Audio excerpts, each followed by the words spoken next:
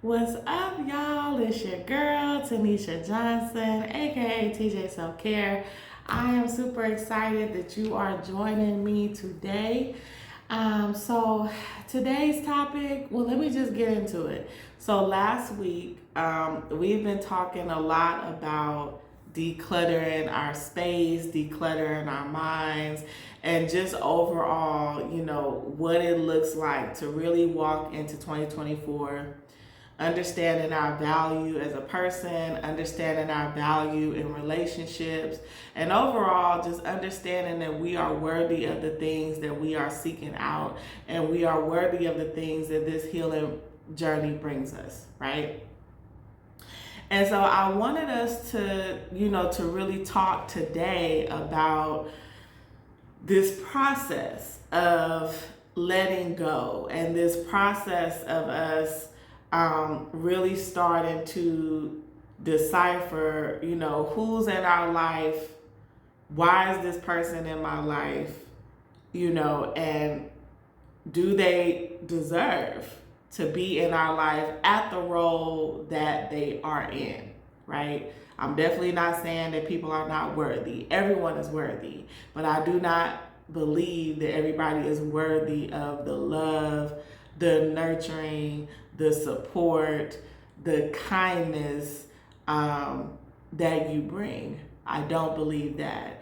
And I do think that there's people in your life that you probably need to prioritize and figure out, is this someone that needs to be here or is it not, right?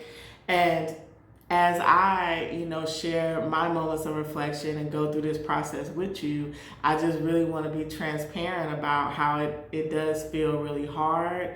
It's not easy. It's a difficult transition that we make, but I think that it's something that we're worthy of. I know it's something that we're worthy of.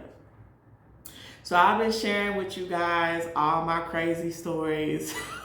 Okay, I truly, truly wish that I could make this stuff up, but I can't. Like, this is real life. Like, this is really my life. Like, really understanding the value in dating, understanding the value in just who I show up as in the world, right? And for you, you may already be in a relationship, you may already be married, you may already have that significant other, but I do want you to even understand your value in that relationship, right? And that's why I thought it was important for us to do this continuation, as well as just be like really vulnerable about how it feels, right? Because this is not that feel good stuff, right? Like, this is not the stuff that feels good when we have to set boundaries, when we have to, be more vulnerable about what we need. This is not the stuff that feels good. And I just wanted to acknowledge that too. But for today in particular, for the topic that we're talking about, I wanted us to really dive into, okay, so now we're in this space where we have decluttered our minds, we've decluttered our hearts, our spirits. Maybe for some of you, you even join me and you actually started to declutter your home, whatever your space, right? It's like whatever that declutter process looked like, we have done it. Or maybe you're in the process of doing it. So now we're transitioning to, how do I truly want to show up in the world, right? And what does that look like? Last week we talked about value. My moment of reflection for this week was, I have grown content with understanding and knowing that a lot of people that I was dealing with didn't necessarily deserve to have the role that they had in my life. And that is a very raw moment for me, because I thought, I'm quote unquote TJ Self Care, right? Like, I have these things together. Like, I am not still in a space where I may have to reevaluate who's in my life. But the lesson that I've been learning is that I do. And one thing I wanted to talk about is, as you acknowledge that, yes, people have been in my life that didn't necessarily need to be in my life, as you acknowledge, yes, people have taken up occupancy in my mind and in my heart. Once we acknowledge these things, now the action step is, how do we want to start to organize things better, while we also do what we need to do, position ourselves where we need to be positioned, so that we can have good, healthy relationships. That is the part that is not easy. And, I've shared my story a lot. I went to support groups. I went to various classes, seminars, all those things. And, I encourage you to go on your own journey, when it comes to that, because I believe that that's just something powerful. It's powerful when we can just take our own journey on, exploring who we are, hearing speakers, hearing authors, going to meetings, hearing other people's stories, all of this, is good work for us, and these experiences help us actually to be able to identify who we are and what we need. When I was single, I was going to a lot of dating, seminars and things like that, and I was getting information for myself. Never once did I actually think that this would be information that I would be circling back to now. Like, for me, it was just like, okay, I'm here, I'm going to get the information, I'm going to learn about these various speakers, I'm going to learn about, these topics. If and when I decide to be in a relationship, now I have all this information, and I'll be able to apply it then.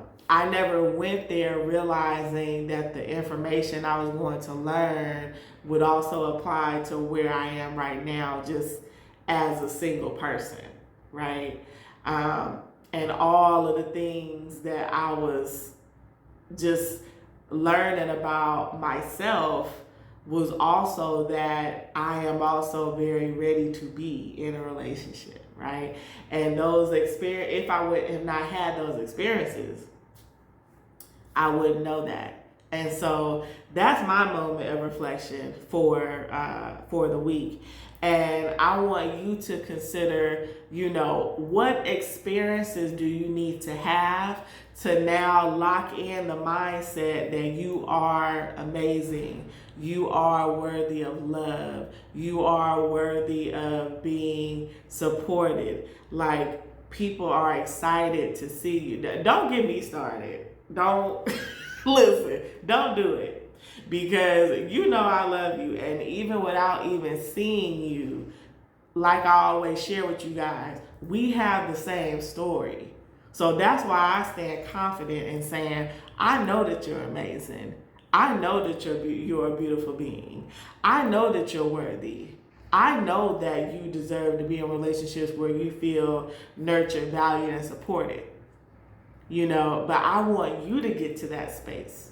And I want you to start asking yourself, what experiences do you want to have? And this is the fun part. I can give you some ideas. Like, I've traveled by myself before.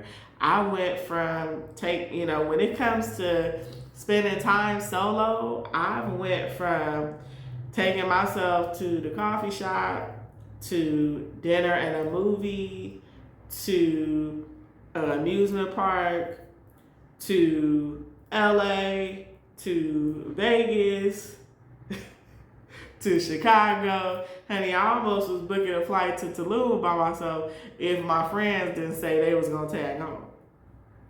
So your girl don't play about solo travel. I love it. So this is the thing about doing things having experiences on our own, as well as having experiences with other people, because we're going to talk about that too, because that's very important. But when we have experiences by ourselves, you literally are with yourself. And that is huge for people that are healing from people pleasing and codependency, because we don't know ourselves. That's the reason why you don't know your value.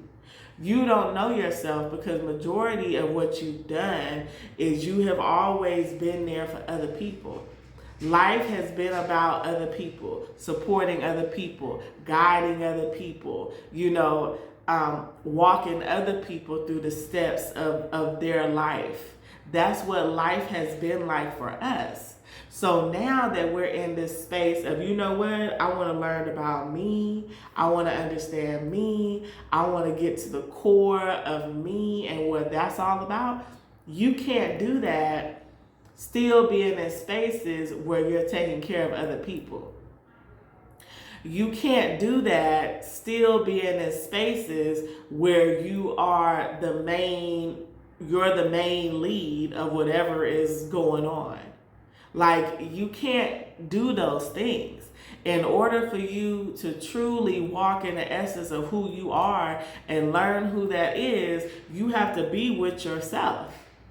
I mean, I wish there was another way. I wish there was this game plan way that I could tell you. Like, there's no tricks, there's no gimmicks, there's none of that. Like, you literally have to just be. And you have to be okay with it. And for all of us, it looks different. I am even though, I support my mother who's an elderly parent, I don't have any children. So it's like, once I make sure, okay, my mom is straight, she got everything she needs, I could be out for 3, 4, 5 days. I have been. I've been gone as long as 2 weeks. But that may look different for you. You may have to move different. If you have children, family, spouse, whatever your situation is, yours may look more like taking small intervals of time. It may look like getting up an hour early before your kids or your spouse get up. It may look like taking 2 hours, off work, maybe like once every other month. It may look like, if you can, it may look like taking a whole day off. If you are a single parent listening to this, or even if you are not single, but you and your significant other have children under 6, let me tell you something. Leave those kids at the daycare, at the school, however old they are. Please leave your children there, and you and your significant other, your spouse, you guys just take the day off. If you can't take the day off, leave half an hour, leave 2-3 hours early, and you guys just go on a date. Maybe you guys go get an early dinner or late lunch, and then you just pick up something real quick for the kids, or you already have something planned. If the leftovers was good, they can eat leftovers. Okay? Like, I tell people all the time, kids under 6, when you're tired, don't feel guilty. Apples, chicken nuggets. If your kids is vegetarians, then apples and some vegetables and some milk. Okay, if your kids don't drink milk, cashew milk, listen, you guys know how to do it. Okay, again, I got lots of ideas for you when it comes to having experiences, but I want you to find a way, to get that time. That's what I'm talking about. You need to find a way to get that time. If it's getting up earlier, if it's dropping the kids off and then you take a couple hours before you go to work, if it's leaving the kids there and you take a couple hours after work, whatever you have to do, staying up late, whatever you have to do, is your responsibility now to ask yourself these questions. Number 1, how am I going to get time for myself? And don't tell me, Tanisha, it's not possible, because it is possible. Now, it would be great if you could do this, especially if it was something like getting up an hour earlier. If you could do that, if you could start off doing it 2 times a week and then work your way up to 3 or 4, that would be great. If not, if you have to do big gaps of time, I have clients where they say, okay, I have 3 children, I have my spouse. For me, it's better to just plan an activity by myself, leave the kids with my spouse or with my significant other. Okay, so once a month, I would love you to do it once every 2 weeks, but I don't know if that's possible. So we'll start with once a month. Once a month, you find something that you want to do. What I did is I created a checklist. All the stuff that I was scared to do as a child, or didn't have the means to do as I became an adult, I wrote them down on a list. And every I'm single again, so for me, every week I was doing something. I love libraries. So my thing was I would go to Starbucks once a week. I would get my coffee. I would get my little chocolate brownie, because y'all know I like my sweets.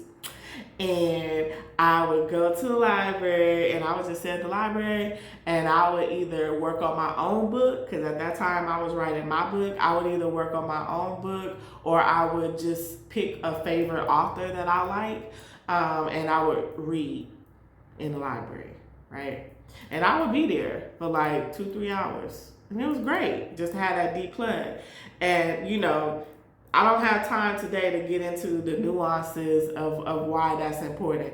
But I bring it up because when we have these nuggets of time by ourselves, what happens is everything that you've ever wanted to do, that you've ever thought about, even experiences that you've been through, it starts to surface to your mind.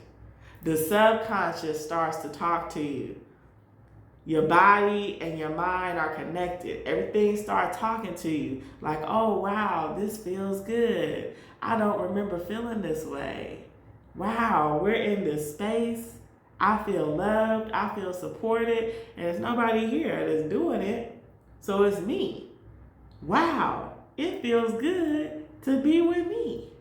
And then you start having experiences. You meet people at these locations.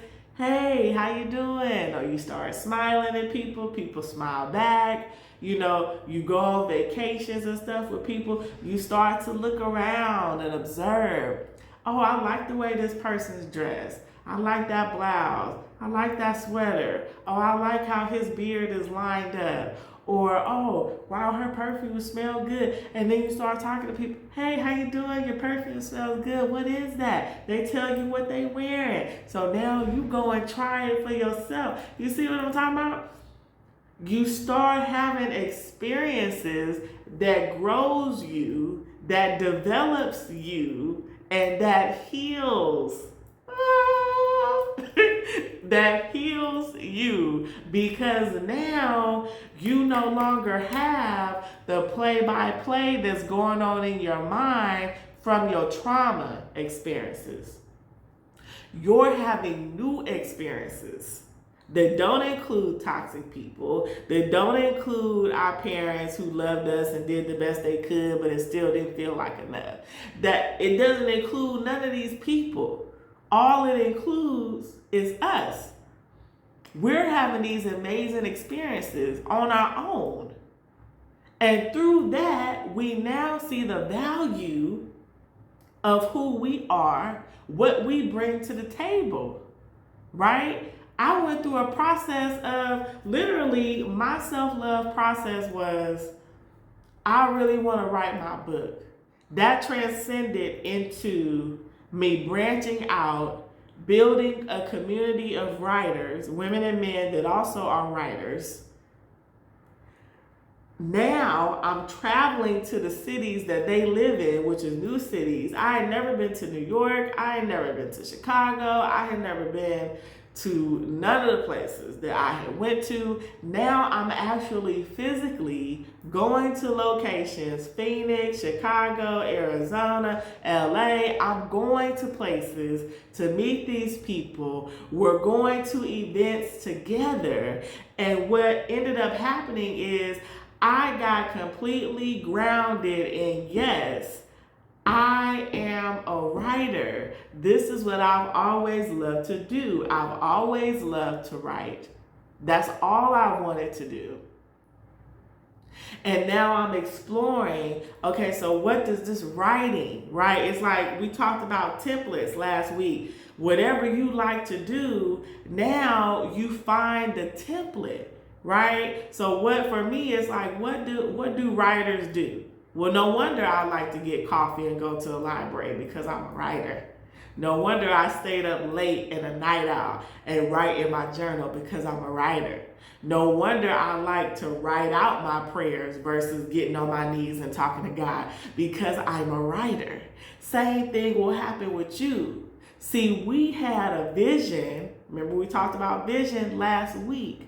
We had a vision for our mind years ago, but what happened is it got twisted up in everybody else's life because we thought the way that we show love and get love is through action with other people, and we forgot about us.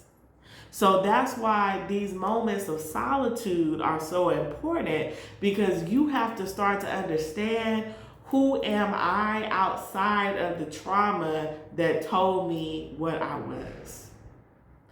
The person that you see yourself are right now is just a foundation, a fragment of who you are. When we start to heal, what we start to realize is that we have so many other dreams that we have for our life. So now things are maybe challenging. Now things may be complex. Maybe you looking at your partner and you said, wow, I used to like a man that looked like Michael B. Jordan. I don't know how I got a man that looked like, I don't know, insert whoever your partner looked like. But I'm going to love this person. I'm going to take this person on my journey. So now, how can I talk to my partner, my spouse, about, yes, I love you. Yes, I want to be with you. Yes, I know we have these children, or we want children, whatever your situation is.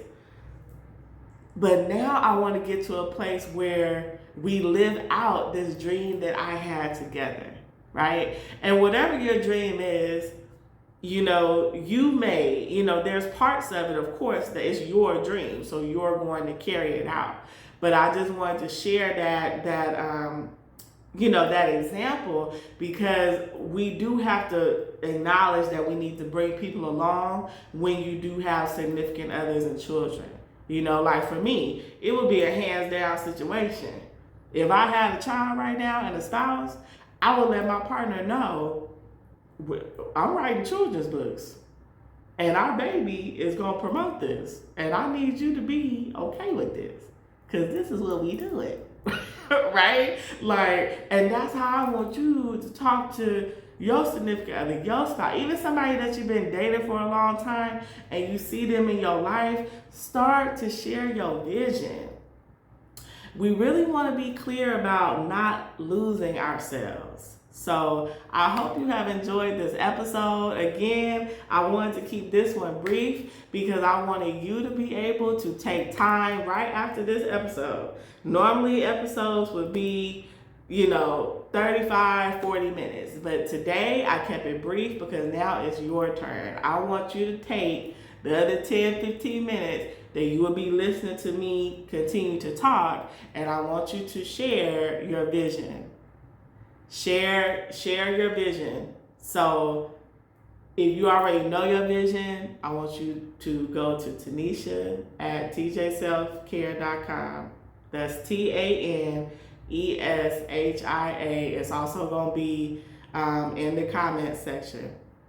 And the reason why I want you to share your vision with me after you finish writing it down is because I want to be your accountability partner for 2024. I want to be your accountability partner for this experience. Now, whenever you listen to this episode, you know, because you may not be listening to it the same week that I put it out, the offer still remains. You know, if you need an accountability partner, I'm open. Now, this is free, okay? This is me and you going back and forth via email. You know, you share with me your vision. I'm going to keep track. I'm serious. My clients can tell you, I have an Excel spreadsheet. I'm going to keep track of your vision. And every so often, maybe once a month, I'm going to ask you how it's going for the first 3 months of 2024. Okay? So I love you. Have an amazing week. And I will talk to you later. Don't forget to share your vision. All right.